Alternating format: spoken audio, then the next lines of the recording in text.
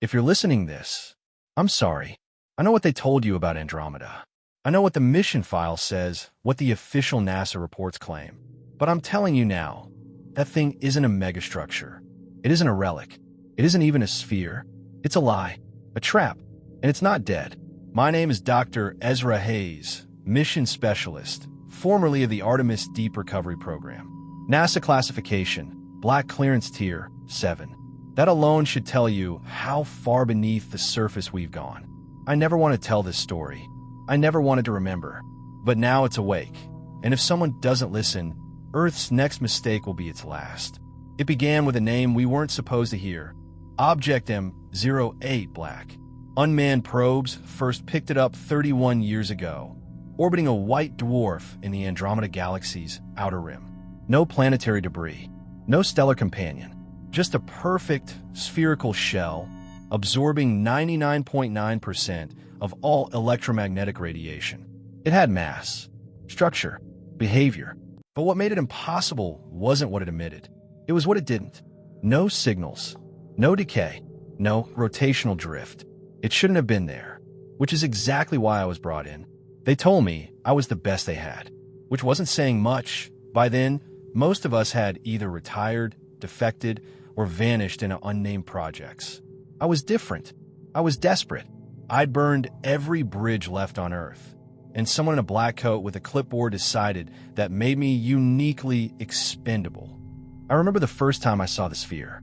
It was only a projection, a holographic rendering from 12 different telescope arrays stitched together with LiDAR telemetry.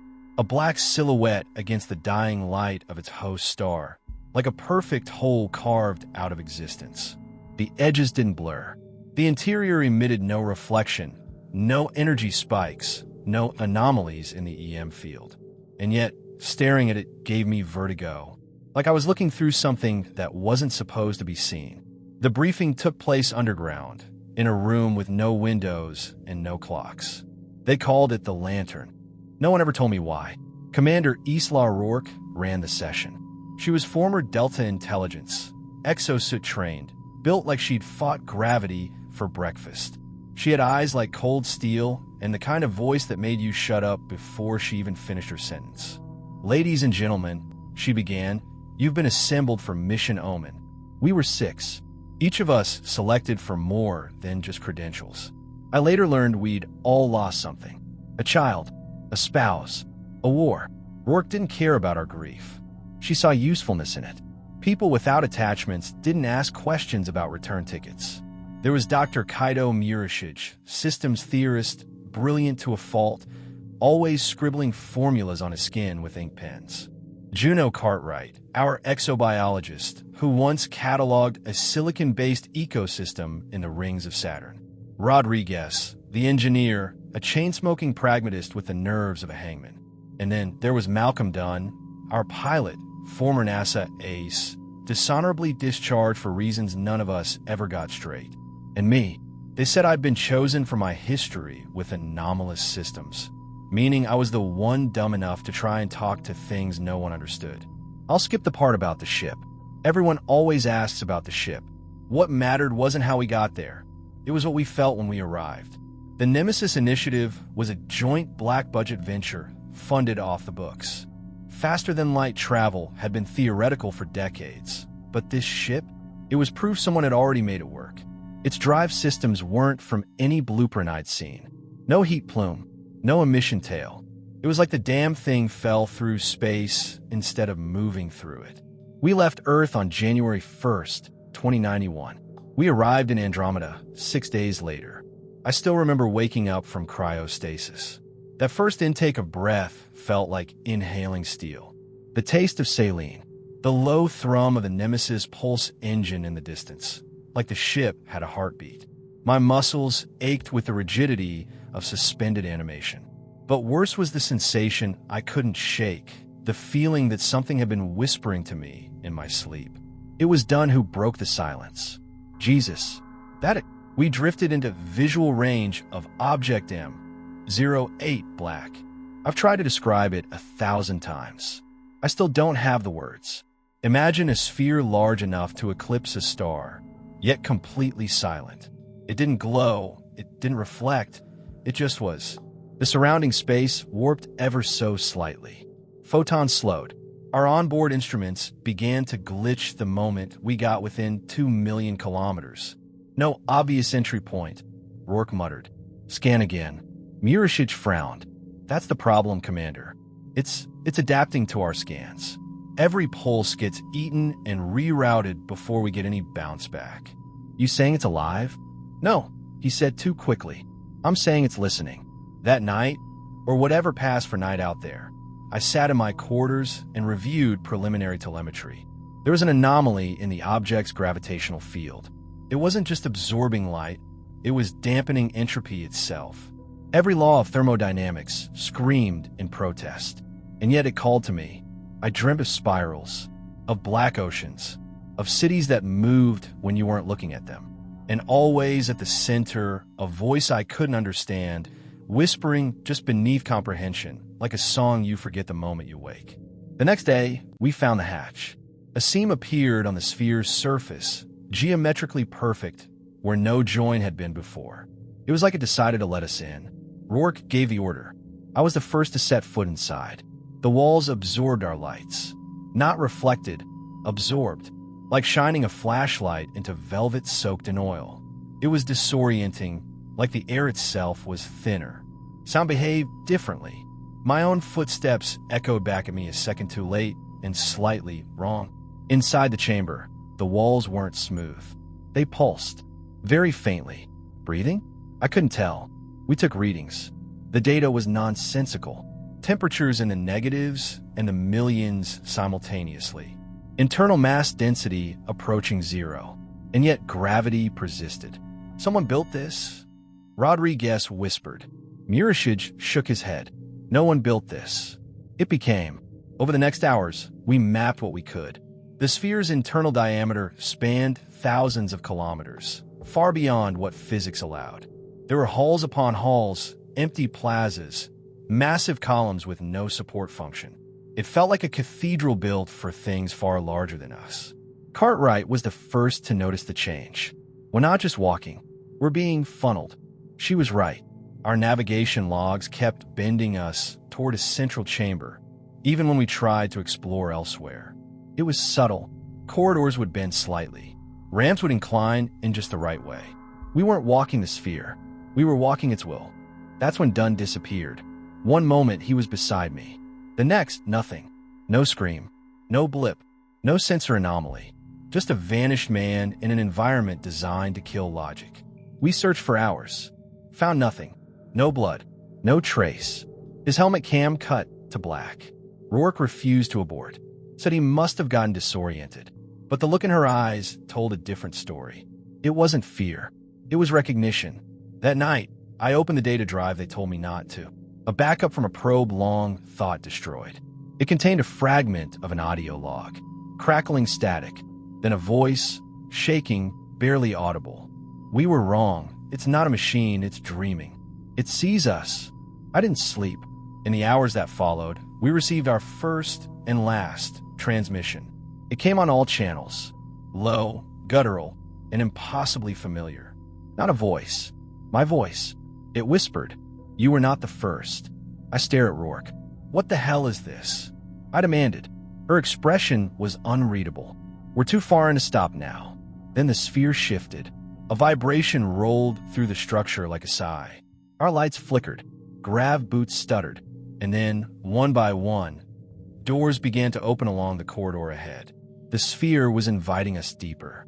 And like fools we went. The doors yawned open one by one with no mechanical noise. No servo whine. Just silence, impossibly smooth.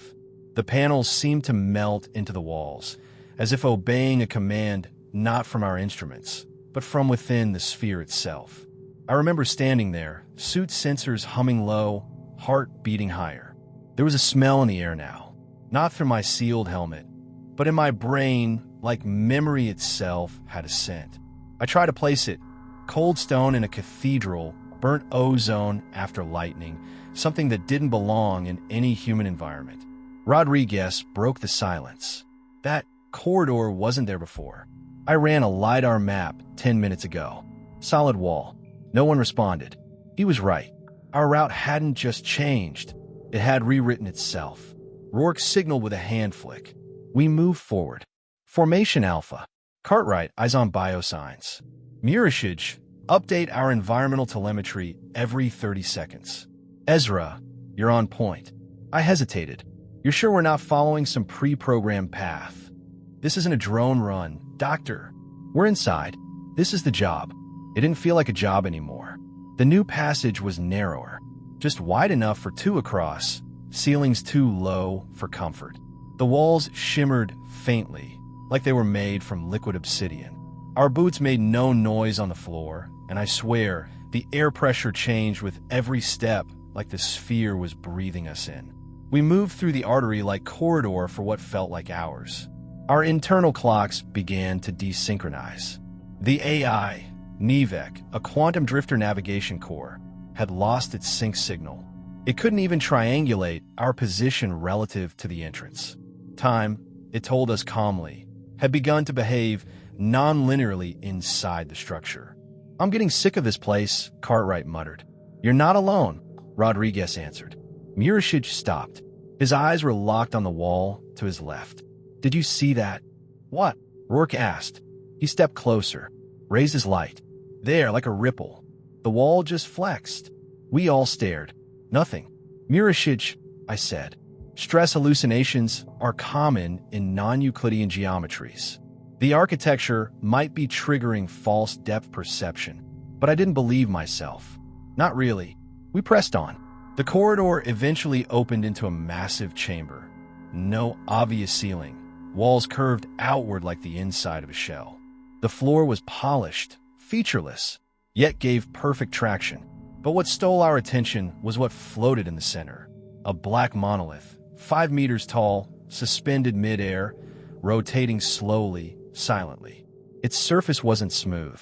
It shifted subtly, as if composed of writhing threads woven together. We circled it. No propulsion, no anchors, Cartwright said. It's just hanging there. Murashage ran a scan. The data came back scrambled. We're getting negative mass readings. That's not possible, I said. I know, he replied. And yet, he never finished. A loud snap echoed across the chamber. We all jumped, weapons drawn. A fissure had split open on the floor nearby, thin, vertical like a wound. From it spilled a gentle draft of warm air. That smell intensified. Something metallic, something ancient. Rodriguez leaned over it. There's something down there. Rourke didn't hesitate. We drop a probe. The probe didn't survive. It broadcast for 12 seconds. Visuals showed what looked like a stairwell, or more accurately, an inverse spiral. Carved symbols marked the walls. Unfamiliar but not random. They seemed to move when observed, subtly rearranging like living calligraphy. And then, static, the probe simply stopped. Rodriguez pulled back, eyes wide. Its battery's still transmitting. It's just not sending anything. Like it's still alive, but refuses to talk. Rourke stared into the fissure. We go in. Commander, I said carefully, this is escalating beyond recon. We need to re-establish contact with NEVEC. Resync nav retreat to a mapped section and reassess. She didn't blink. This isn't a democracy, Doctor. The drop was deeper than expected. The stairs didn't spiral down. They curved inward, coiling like the interior of a seashell. Our lights flickered the lower we descended. Murashage reported mild vertigo. Cartwright began humming, a low, unsettling tune she later claimed not to remember singing. Halfway down, Rodriguez started hearing whispers. I'm telling you, he insisted, voice shaking, someone's below us. They're not speaking English, but it's almost English. Rourke took the lead. At the bottom, we found another door. This one didn't open by itself. It required sound. That realization came when Cartwright accidentally triggered her mic and let out a frustrated sigh, and the door listened. The moment the breath left her mouth, the seam cracked open, revealing a hexagonal chamber bathed in faint violet light. The walls pulsed faintly. Not electronic, organic. The architecture looked grown, not built, like bone and crystal fused by unknown rules. The floor was translucent, revealing a second layer beneath us, a darker chamber where something moved with glacial slowness. "Holy God," Rodriguez whispered. "This is biology, but on a scale." Cartwright was already scanning. It's responding to presence. Heat, vibration, possibly thought. The deeper we went, the more the sphere began to resemble a mind.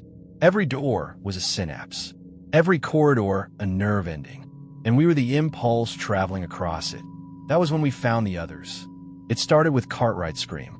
We rushed to her location, just beyond a glassy wall she'd been observing, and saw them. Figures. Dozens. Maybe hundreds. Frozen in mid-movement. They stood in a vast chamber, all turned toward a central altar. Each wore different suits, some familiar, some bearing logos I'd never seen. One had the old Soviet cosmonaut insignia. Another bore a patch labeled ISF, International Space Frontier. Some of these agencies never existed. I said, chilled. "They will," Murashij muttered. "What?" He didn't answer. These weren't statues. They were real. Preserved, possibly alive. Their faces contorted in awe or terror. It was hard to tell. Rodriguez tapped on glass. "What happened to them?" Then the lights dimmed. Nivek's voice, choked with static, cut through our earpieces. "Emergency, back, containment breach." And then silence. Our comms cut out. The internal oxygen warning pinged for no reason. Our HUDs glitched, time displays looping back on themselves. The monolith from earlier? It appeared again, inside the chamber with us. No entrance, no displacement, just there. This time, it began rotating faster. I stepped forward. "Is it communicating?" Murashij grabbed my arm, white-faced. "No, it's remembering." The lights surged, and then I saw it. Not with my eyes, but with something deeper. The monolith wasn't a machine. It was a nucleus, a memory core, a black box for an intelligence too vast for our comprehension. The sphere wasn't a structure, it was a vessel. And its cargo wasn't data. It was awareness. Old, alien, and dreaming. We weren't explorers. We were irritants. And we'd just woken it up. "Retreat," Rourke shouted, but it was too late. Rodriguez screamed and collapsed. His eyes rolled back. His mouth opened, but no sound emerged, just a vibration. The same resonance that had opened the door earlier. Only now it was deafening. He convulsed. Blood streamed from his nose. Cartwright dragged him back, shouting over the noise. I tried to help, but the walls moved, subtly, reorienting themselves, cutting off our retreat. The corridor behind us no longer existed. It had been replaced by a mirrored surface that showed not our reflections, but alternate versions of us, distorted and twisted. I stared into mine. It was smiling. "Keep moving," Rourke barked. She fired a flare round into the darkness. The light didn't travel. It simply vanished. That was when Murashij snapped. He dropped his tablet, began muttering to himself, writing equations in the air with a finger. "It's feeding on causality," he whispered. "The sphere doesn't just bend time, it digests it. It consumes potential, choices, futures." Cartwright slapped him. "Stay with us, Kaido." He blinked. "It remembers me, from before I was born." That made no sense, but it didn't need to. The sphere knew us. It had known us long before we arrived, because time didn't function here like it did outside. This place wasn't in Andromeda. It was beneath it, like a thought buried in a dream. We ran. Rooms blurred. Corridors shifted. Lights flickered. The sphere was waking, and as it did, the walls around us pulsed with something close to hunger. We found a chamber filled with mirrors, tall, crystalline structures lining the walls. Each showed us something different. Cartwright saw her childhood home, covered in ash. Murashij saw stars imploding one after another. Rourke saw herself, older, alone, screaming into an empty void. I saw a black field, a single tree growing upside down, and beneath it a shape waiting. It raised its head. It looked like me. We didn't stop. Somehow, impossibly, we stumbled into a chamber we recognized. One from earlier. "We're back," Cartwright panted. Same floor markings. Same magnetic signature. The sphere had looped us. We hadn't gone deeper. We'd gone around. It was playing with us. "Where's Rodriguez?" Rourke asked. We looked. He wasn't with us. None of us had noticed. No screams. No sounds. Gone. Just like done. We stood in silence, 5 now. The sphere around us pulsed. The monolith rose again from the floor, faster now, flickering like a corrupted image.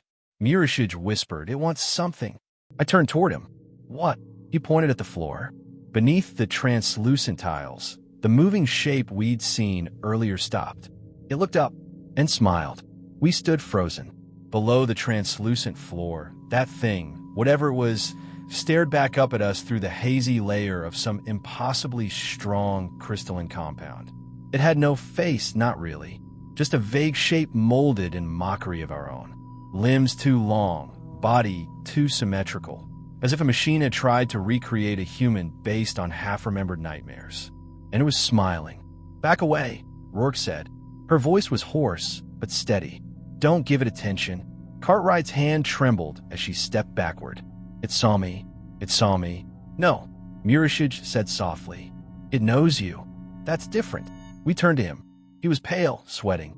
His eyes jittered, unfocused. His hand moved unconsciously across the air again, like he was writing something in invisible ink. "You're not making sense," I told him. Mirashij blinked. "It's a reflective organism. It doesn't just mimic, it understands.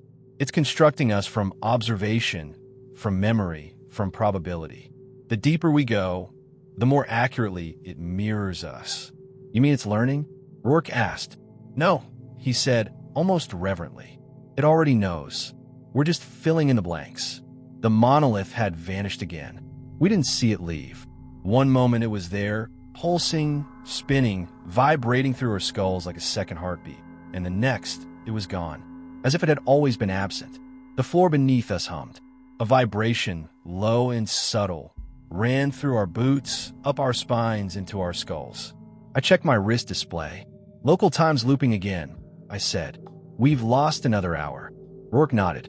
We pressed forward. We didn't argue. There were 4 of us now. The new hallway opened without a sound. The walls had changed. No longer smooth and reflective. They were covered in carvings. Not random etchings or script. These were images. Stories. Each panel told a fragment of something vast. Creatures not unlike us, tall, thin, humanoid silhouettes, stood before the sphere. Others knelt in worship. Some were shown being unraveled, their forms disassembled into light. And in every frame, the sphere loomed above them, unchanged. Eternal. "These are records," Cartwright whispered. "It's done this before." We walked past hundreds of such panels, each more disturbing than the last. There were no heroes, no escapes, only evolution or annihilation. And then, the murals began to change. The figures in the stories started to look familiar. Mirashij stopped walking. "Is that me?" It was a perfect carving. His face, his posture, even his habitual pen markings. And beside him, Rourke, Cartwright, me, all of us. Each panel depicted an event that hadn't happened yet. We stood in one, peering over a ledge into darkness. In another, Cartwright screamed as tendrils enveloped her. In the last panel, I stood alone in front of the monolith, my suit shredded, my face blank. And behind me, Earth, or something like it. My blood ran cold. "This is pre-memory," Mirashij said. "Not prophecy. It's not showing us the future. It's showing us the decision points. Like a logic map. Paths it already knows we might take." Rourke was stone-faced. Meaning we're not discovering anything here. We're just playing out its design." Cartwright spun to face me. "We have to leave. Now." "We can't," Rourke said. "We don't know the way." We hadn't known for some time. The sphere didn't let you backtrack. We entered a chamber so large, our helmet lights couldn't find the ceiling. This time, the walls pulsed softly with red light, like distant embers. A vast pit yawned before us, filled with drifting particles. At first, I thought they were debris. Then they moved. 1,000 humanoid forms drifted like marionettes cut from their strings. Floating, limp, silent. Some wore suits like ours. Others wore tattered robes, alien tech, or nothing at all. And some weren't human at all. "Jesus," Cartwright said. "That's a graveyard." "No," I said. "That's a library." Mirashij nodded.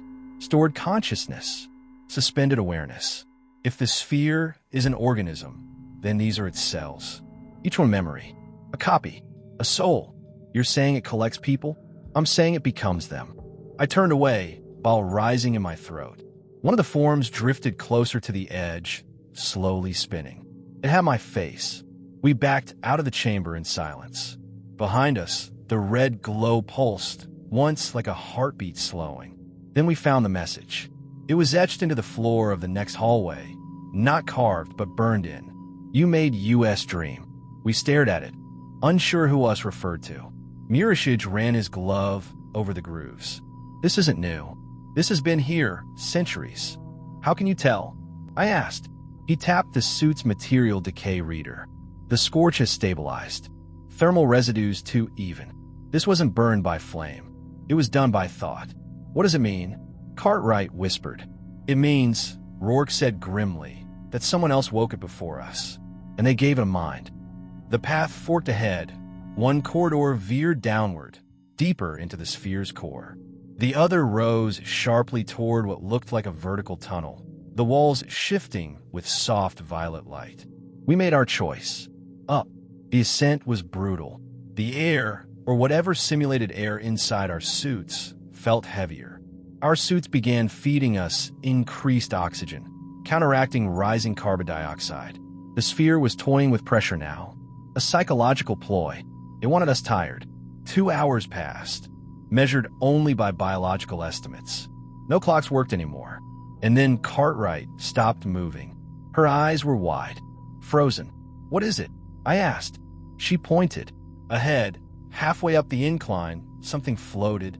It wasn't a person. It was a shape, vaguely humanoid, composed of black filaments, like smoke held in the shape of a man. It pulsed with low violet light. Its limbs twitched slowly, as if responding to invisible commands. And it was facing us. We all drew weapons, but no one fired. Is it alive? I asked. It is life, Mirashij whispered. The thing twitched once, then began moving. Not walking. It folded forward like a glitch in time, appearing closer without traversing the space between. A single pulse of air hit us a second later, delayed like thunder. We ran. No commands. No plan. Just raw terror. The violet corridor twisted around us, and the thing followed, never touching the ground, always folding space around it. Mirashij screamed as it passed through a wall beside him, brushing his arm. His suit withered. Just one sleeve. One touch, and it turned to dust. We didn't stop. The corridor narrowed. We squeezed through, stumbled, climbed a narrow incline, and burst into another chamber. And the thing was gone. Mirashij collapsed. His arm was intact, but the skin beneath had blistered, peeled, then healed in seconds. But it wasn't his skin anymore. The pigmentation had changed. Veins glowed, faintly violet. He stared at his hand. It edited me. Cartwright sobbed. Rourke raised her weapon. If he turns, I ended. No, I said. Not yet. We need him. We're too few. The room we'd entered was circular. Smooth. A perfect sphere within the sphere. At its center, another monolith, but this one was cracked, flickering with unstable energy. Data scrolled across its surface. Images, languages, faces. The same faces we'd seen in the suspended bodies. Final node, Mirashij whispered. The core wants to show us something. He touched it. The world changed.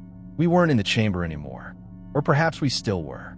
But around us, reality bled away like peeled paint. We stood in a city, not ours. Vast towers rose around us, formed from light and thought.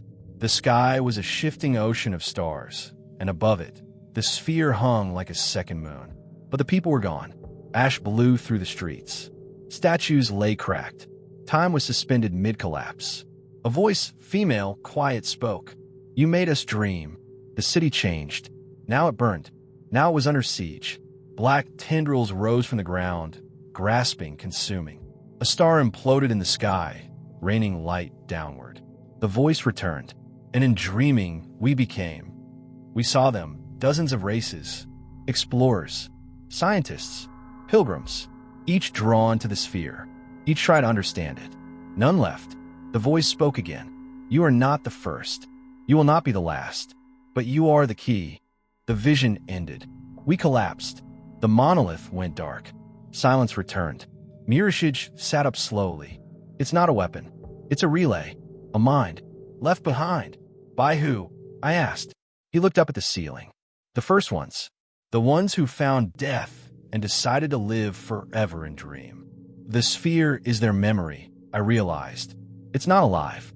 It's what they became. A consciousness built from countless minds stored forever.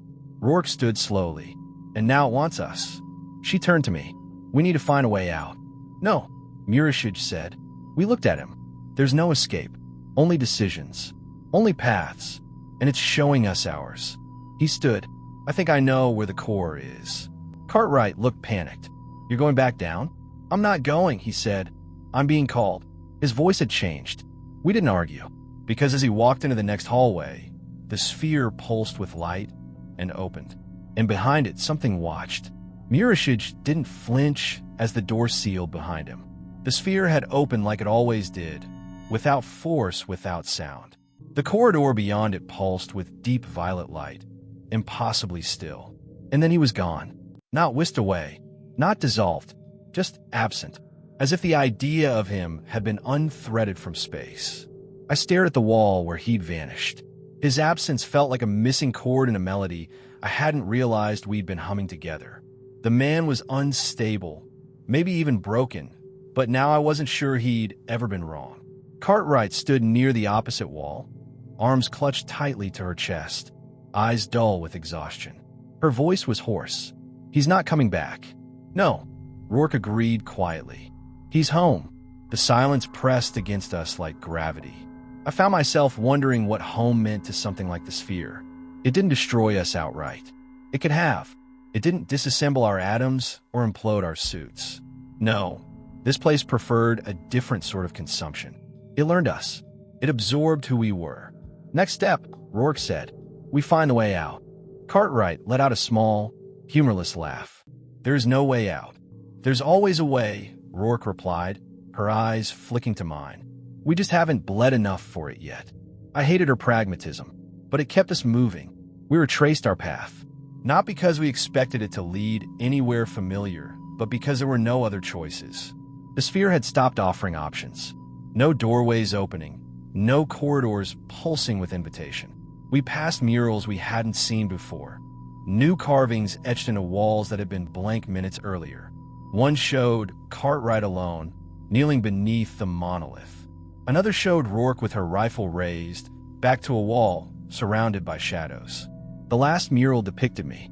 I stood at the base of a great tree, its roots wrapped around the earth, crushing it slowly. I looked away. Soon after, we found the dead end. A literal wall, glimmering obsidian, smooth as glass, stood at the end of the corridor. No panels, no doors, no seams. Just an impassable surface that somehow seemed to watch us. Rourke stepped forward, reached out. The wall rippled. We backed up instinctively. Her gloved hand had left no mark, but where her fingers had touched, faint lines now shimmered across the surface. Not symbols, not words. A map, not of the sphere, of us. I think, she said slowly, this is our choice point. I understood. The sphere wasn't a prison. It was a test, a filter. It had been showing us paths, pushing us forward, cataloging who we were. And now it offered a final decision. Stay, or carry it forward. I could feel it, thrumming at the edge of my thoughts, coiling through my memories. It wasn't interested in data. It wanted identity, a piece of itself reborn inside something new. It wanted Earth. Cartwright collapsed beside me. Her hands trembled. I can't go any further. I don't care anymore. You don't have to, I said. She looked at me. What do you mean? I think one of us has to accept it. Take it with us. The rest won't leave. Assuming anyone leaves at all, Rourke muttered. Cartwright turned toward the wall. You think this is what happened to Murashige? To Rodriguez? They made their choice. I think, I said, they didn't choose at all. The sphere chose for them. Rourke's voice went cold. And what makes you think we get a vote now? I don't, I said, but I think it respects intent. It mirrors. Maybe if we choose, it honors that. Silence settled between us. The kind that's deeper than words. The kind that lives between stars. Eventually, Cartwright rose. "I want to go home," she whispered. But not with it. Rourke stepped forward, removing her helmet. Her breath steamed in the dim light, but she didn't cough. The air was breathable, or the sphere wanted her to breathe it. "I'll carry it," she said flatly. "No," I said. "It has to be me." Rourke's eyes narrowed. "You're not the leader." "No," I agreed. "But you won't survive the journey. You'll fight it. You don't bend. You break." Her silence was agreement. Cartwright stared at me, shaking her head slowly. "You don't know what it'll do to you." "I do," I said. "I've known since I saw my face in that thing." I stepped toward the wall. It pulsed. Lines unfolded like petals. A seam opened, not like a door, but like skin parting. Inside, darkness. I turned to them. "If I don't make it, don't let anyone else come here. Ever." Cartwright's voice cracked. "You think we'll get out without you?" I didn't answer. I walked inside. The darkness closed behind me, silent as a thought. Inside was not a room. It was space, not empty, full of stars, of memories, of pain. I floated, not weightless, but suspended in meaning. There was no time here, no direction, only the thrum of memory against my chest.